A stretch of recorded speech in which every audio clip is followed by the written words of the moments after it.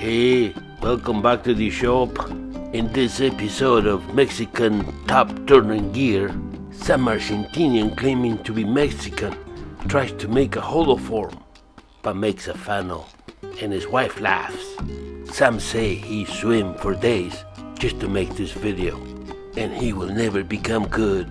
He tries to fix it again, and then he drops it and breaks it again, and his wife laughs again.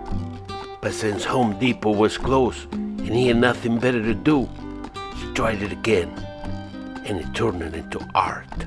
Okay, that's enough. Stop laughing. Let's get turning now. So, just in case you're race sensitive, I have to tell you about the Mexican thing. People always assume that I'm Mexican for my accent or whatever, so they will ask me where in Mexico I came from, and I tell them Buenos Aires, and they go, cool. So I figure they don't know, they don't care, they're just trying to be polite or whatever, so I just keep saying I'm Mexican.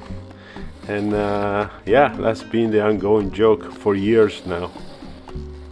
But anyways, this piece is from the center of a log that I cut three pieces. I wanted to do this like kind of small heart shape holoform, and it was going really nice until this happened, and I was pretty frustrated.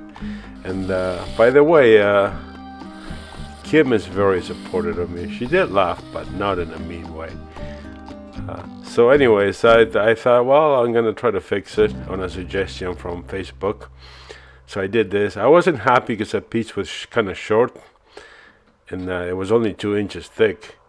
And then this happened, and so I thought, well, I didn't like the piece to begin with, so let's just get it. I didn't have any other wood, and I wanted something light or really dark. So this is a piece of basswood, and I wasn't sure it was gonna work, but I figured, well, I'm here anyway, so let's just learn something. So here I'm making sure it fits, because I didn't like the angle in the other one.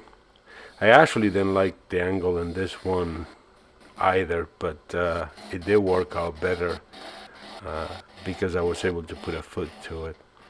So I turned this into what I believe it will be the shape. Here I'm stopping and checking because I don't normally do a spindle, and I was making sure that the gouge that I'm using is leaving a good finish, because I hate sanding and I don't want to sand this piece. I actually only sanded a little bit at the bottom. You'll see when I'm done there is a couple lines in that on the base, but the rest of it was like pretty much done. It's like I use a 3/8 55-degree swept back here. For the original shape I use a 40/40, and for the hollow, and I was using those easy whatever tools. You know what I'm talking about. So those are the lines I'm talking about.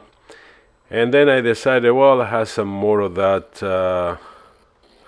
basswood, and they say, I never done a finial before, and they say that you're supposed to use hardwood, and it's gonna break and whatever. I mean, granted, I didn't make a really thin one, but this is my first try at it. So here I'm using a 3/8. It's one of those like a Henry Taylor Stay Sharp detail gouge. I don't know what the grind is, but I really like it, and I just keep mimicking the same grind that came with. Because when it comes to detail stuff like the bottom of bowls and that type of stuff, I really like using this particular gouge, but I don't know what the actual grind is.